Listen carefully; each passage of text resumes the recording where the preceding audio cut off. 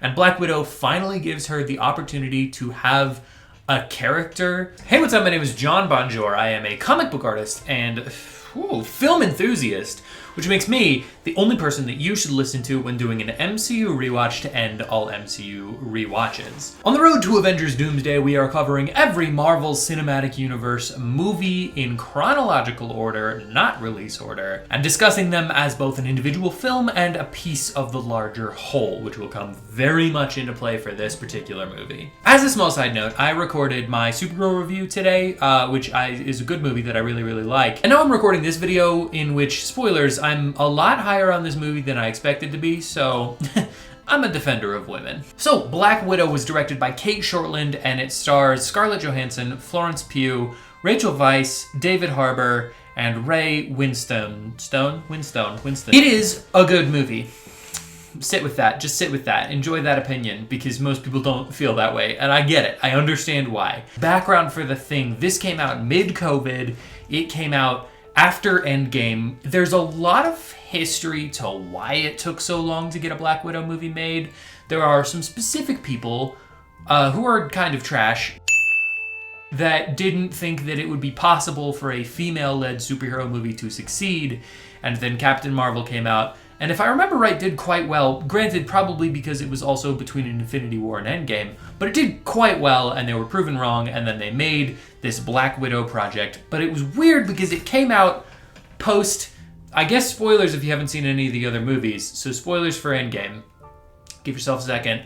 It came out post Black Widow's death, which is a very odd time for this to come out, and it really highlights some strange things in the movie and moments where you're like, Are they trying to make me think that she's not dead? There's a post-credit scene where Yelena meets Fontaine, Julia Dreyfus, whatever, Allegra de Fontaine, I think. And she gives her like the mission to go kill Clint Barton in the Hawkeye show. None of that really matters. What does matter is that we see Yelena in front of Natasha's grave, and she does the little, and there's just this moment where there's a dead silence, and it's a very sad moment when you know that there isn't a coming, but before you know that, especially I remember seeing this in the theater, I was kind of like, are we about to get like a reveal? Is this about to be like a thing where we find out, oh, actually she's not dead, and that's why this is important, that's why they waited to make this movie? But no, this movie just was made way, way too late. And I think not acknowledging that wouldn't be fair both to you guys and to me and to the film. This is a movie that was made way too late. This should have happened after Iron Man 2.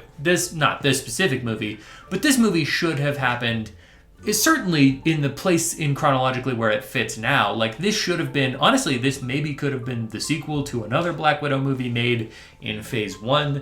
But as it stands, this sits after Civil War, and for the movie itself, I'm going to do something a little different because I think it's so important to talk about it. I'm going to talk universally before I talk about the movie as a whole. There are some fun references. We obviously figure out how she got the Quinjet that she has in Avengers Infinity War.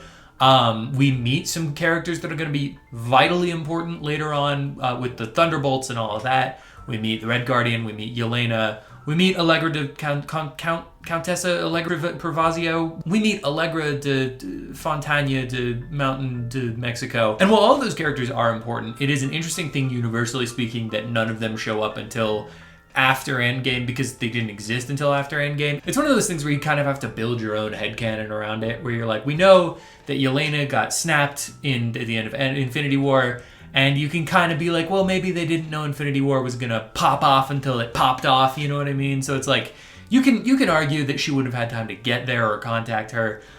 I understand all of that. That's all well and good. It is one of those things where you're like, I don't think that they knew this was this. I don't think that they knew this was happening at all. And so there's a part of me that wants to just explain away all of those things. And there's another part of me that wants to be like, well, you guys made the mistake of not making this movie, so deal with the ramifications upon your universe. That said, universally speaking, we also, this is a kind of random little thing, we meet Ursa Major, who is technically, officially speaking, the first mutant we meet in the MCU. It's the guy that Red Guardian snaps his arm clean open, and supposedly he's a guy that also turns into a bear in some X-Men related books. I think that is not true. I think that is a thing that they were like, oh, here's a fun name. I don't think they thought about literally any of the ramifications of any of that, because if that man could turn into a bear, the second his arm becomes a one-wish willow, he probably would have turned into a bear. But chronologically speaking, this comes in right after Civil War. This is after Natasha decides to betray the Black Panther and the rest of her team and let Captain America get away, so now she's on the run from the law, she's a fugitive. And we pick up there, where Black Widow is on the run, she's trying to hide from the government, and she gets kind of sucked into this whole other conspiracy involving the rest of the Black Widows. And that's where I find the really interesting discussion to be had with Black Widow. This is the first time in watching them chronologically that I haven't just been like, oh, that's fun, it's cool to see where that is in connection with all the other things, but my opinion of a movie has been so fundamentally altered. When I first saw this movie, it felt like a mediocre Marvel movie put out way too late that was just kind of like, okay. Just a wet fart in a universe that just released its most impressive ever. Did that make any sense?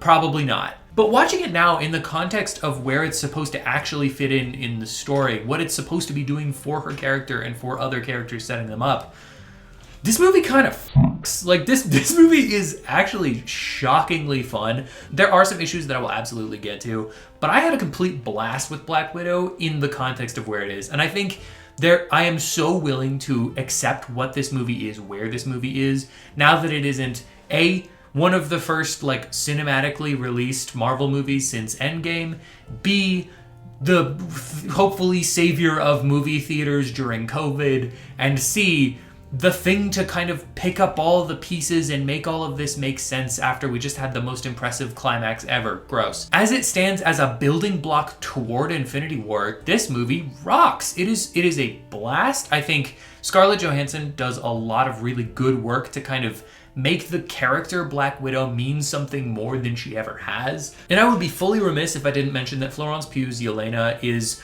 one of the greatest adds to the Marvel Cinematic Universe since ever. It's just one of the best castings we've gotten.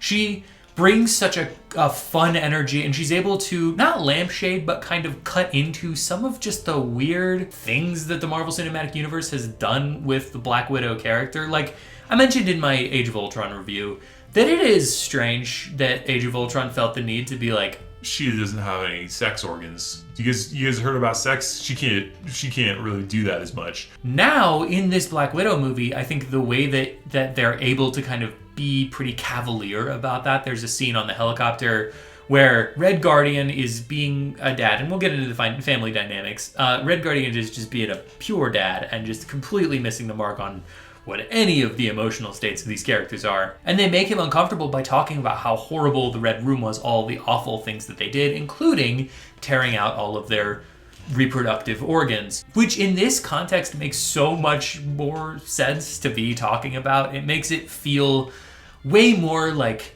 they have gone through something horrific and they're stronger and also more guarded because of it. I think it does so much work for the character of Black Widow, just moving her away from this, the way that she started. In Iron Man 2, she is not treated as much as a human being as she is as the hot one. Same with Avengers, she is supposed to be the hot lady. She doesn't really get a lot of character development. Scarlett Johansson does a good job throughout the MCU of bringing a little bit more to that character than is on the page, but she still can only do so much with what she's given. And Black Widow finally gives her the opportunity to have a character. I think watching her deal with the ramifications both of her decision making in Civil War and also leaving her family, leaving the rest of the widows to just kind of fend for themselves, and assuming that by taking down Dreykov that certainly it would have all dissipated and been fine. We see this kind of self-blinding that she's done. We hear more about her ledger, the red on her ledger. I think this reframes so much of Black Widow in a really fun and interesting and deep way, in a way that I think could only have benefited her character if we had done this earlier. The action is very fun. I think way more fun than I remembered. There are some specific issues with the action and with just generally the look of it. It is actually crazy that we go from an example of the worst CGI in the Marvel Cinematic Universe to the most sick-ass you've ever seen, as she's like falling off of the red room that's now falling into the ground, and she's sliding off of big pieces of glass and fighting Taskmaster at the same time, trying to save Yelena. It's a great scene that starts with truly just an abhorrent thing to look at. We would not, as a culture, have the opinion that we have on Black Widow without that specific CGI shot. Speaking of the Red Room, I'm really bouncing around on this one. Speaking of the Red Room, the first time I watched it, kind of thought it was dumb that the Red Room is a big floating thing in the sky. Watching it now, I realized something that I hadn't kind of put together the first time I'd seen this. I think this may be the second time I've seen this movie. That thought is occurring to me. I know I bought the Blu-ray, and I don't think I watched it since, but I think this is the second time. Anyway, this does not do what I thought it did to the story. Having the Red Room be this almost helicarrier-esque thing, in my mind, that made it cheesy and comic booky and dumb and took away from all of the depth and fear that we had around the Red Room from Natasha's growing up. And I realized this time, the Red Room has not always been that. And I think that is such a key, pivotal piece of information, because it was not that when Natasha was in it. It was not that when Yelena was originally in it. They are very clear, although not so overtly clear that apparently I picked up on it, but they're very clear that Dreykov has adjusted what the Widows are, how they operate, what the Red Room is, and what it's meant to be. He has adapted to the comic bookiness of the world, and I think that works really well in this movie. It takes the kind of spy elements and comic book elements and merges them quite successfully when you know that nothing that we've learned about or seen from the Red Room is false. It has just now adapted. Like, Yelena is very clear, saying that the Widows, when Natasha was in it, it was all mind games, and now it's mind control. Like, it is significantly worse. That also kind of lends credence to the weird little magic dust that can make them not be mind controlled anymore. If it's a comic booky thing that is a development from a non-comic booky source, to me, that feels so much more grounded already. Like, it is a small piece of legwork that takes it from being a destruction of this hinting around a thing that we thought we knew to now it's just a development of that thing that we already did know. It's the difference between this is the well done version of the Captain Marvel Nick Fury's eye got scratched out by a cat. Because that is a thing that he kind of hints around, and he says, last time I trusted somebody, I lost an eye, and it's this cool, badass line, and you're like, oh man, what happened? And then we learn in Captain Marvel, Flerken scratched it, and that's what happened. That's all that happened, because it was kind of scared and he was trying to grab it. And that's not good. Like, that's not a good resolution to what that was supposed to be. Where this, in my mind, this was also one of those where we actually learned that, oh, it's been this way the whole time. But that's not what it is. I've talked about the Red Room enough. My point is, what this movie does in terms of blending comic bookiness and spy action thriller, I think is very fun, because the character of Black Widow, who has now been in 2 Avengers movies and 3 Avengers movies if you count Civil War, that character does not inherently fit in a spy thriller that's grounded and dark and gritty. So getting some of that flavor I think is really important, and setting up Dreykov as this horrible, just disgusting villain, that all works quite well, but I think you also need a little bit of the comic bookiness. It doesn't fit in the universe where they have it in the universe if we go back to basics and it's just guns and espionage and spies. I think you need a little bit more. When this character has fought Ant-Man, you kind of need to do something a little bit different with it. As a small side piece, this is the best that the Black Widow suit has ever looked. I love this design. A lot of people say that the MCU overcomplicates their designs, and I think that's partially true. I think in a lot of ways their designs can be overcomplicated, specifically in like the development of the Ant-Man suits. I think this is a really good distillation of both what the character is in the movies and what her like visual is in the comics. I really like the collar. I like the big gold bands on her wrists. I think this is a great design. I also like the white suit. I don't love it. I think it's fine. It's an interesting kind of alternative suit to have. I originally kind of butted up against the idea that we have to learn where she got the vest from Infinity War. The first time I saw it, it felt a little bit like Solo, where that whole movie kind of feels like a fetch quest to find things that we know Han Solo is going to eventually have, or people he's going to know. I don't think that's true, though. I think there is something so palatable and strong about the idea that this vest represents the first actual decision that Yelena got to make for herself. This is the first act of rebellion against her origin, and now she's giving it to Natasha because it's this like bond of character that I think it's a good explanation for a random piece of clothing, but it works quite well as like an emotional piece. And I imagine seeing that in Infinity War is going to hit very different. While we're on characters and costumes, Taskmaster is an interesting thing. Not a good adaptation of that character. Just simply isn't. And I wish that it was, but it just isn't. It's also not a horrible character in this movie. I think there is fun to be had with the kind of scanning and using the technology to emulate fight styles. That's really fun. We get to see little snippets of characters and pieces that we know. You get the core little nugget of what a Taskmaster fight would be without it being this whole other thing where you have to explain how his brain is perfect and can make him fight perfect or whatever. I don't think this is a bad character for this movie. I think it's cool that it's Dreykov's daughter. I think that her being this like manipulated, broken human, that's way more interesting to me for this particular movie. It is kind of funny that canonically she was the child of the most tyrannical evil man in the Marvel Cinematic Universe.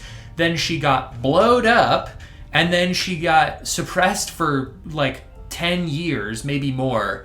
And then she finally gets autonomy, and the next time we see her, she gets shot just directly through the nog. I understand why, because people were really upset about this version of the character.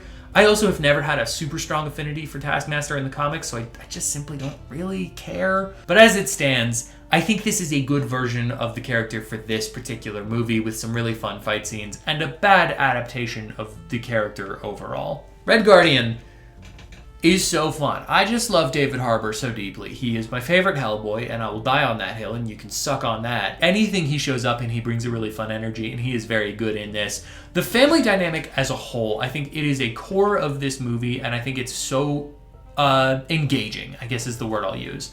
We get a scene where they all sit down together as a reconstructed family, and each of them is bringing something different to the table. Yelena, this was her actual family growing up, and she cared about them, and then she feels like she lost them. So this is a reunion for her. The mom was just purely on mission. The dad was also on mission, but you can tell that he really did care for these kids and the family. He just didn't know how to express that, and his priorities were different. And Natasha has been so burned by all of this that she basically just cuts them all off and is now coming back to the table to sit down with these people because she has to. It's a fun dynamic, all of them bringing something different and trying to meet each other in those moments. It's a well-written scene, and it's a well-written dynamic for the characters overall. I think it also sets up Yelena's character very well to feel like she had a little nugget of something and she knows that there's something more, and that all got taken away from her. And now in Thunderbolts, when we eventually down the road get to that, she's trying to figure out what it looks like to have no family, to have nothing to fall back on. Black Widow as a movie. I'm just now realizing I got green and kind of red. I got a very Christmassy vibe for this for some reason. Black Widow as a movie is, I think, so much better than I remembered it being. It's so much better than people give it credit for. I think there is a general sentiment that Marvel has just sort of lost the way. And for some people, I'm sure that they have. I'm not saying that if you don't enjoy this movie, you're wrong. I'm saying that I don't think people gave this movie a fair shot when it came out. And now that I'm revisiting it, I also hadn't given it a fair shot revisiting it. Black Widow is really good. It's a very, very fun movie. It's not perfect. There are issues with it. I think the pacing has some problems. There's some bits that don't totally make sense. It obviously is just kind of its own side little piece of this universe and this character. But I think as a general, this movie works very solidly with a lot of really fun action, good character moments, solid heart. The humor is extremely funny, most notably due to Florence Pugh, but for a lot of reasons. I really liked Black Widow, and I kind of hope it gets a reappraisal as this universe goes forward and as we're doing this rewatch. If you were doing this rewatch with me and you saw Black Widow again, I would love to know your thoughts. I am genuinely curious to see how this is reading with other people. If you have not rewatched it since then, or are just watching this video, what kind of spider do you think should get a superhero adaptation? Let me know in the comments below. Thank you so much for watching this video and checking out my channel. If you'd like to hear more of my thoughts on movies, comics, TV shows, anything of the like, hit the like button, subscribe, and comment down below what you'd like me to review next, or do none of those things because I simply am not your dad.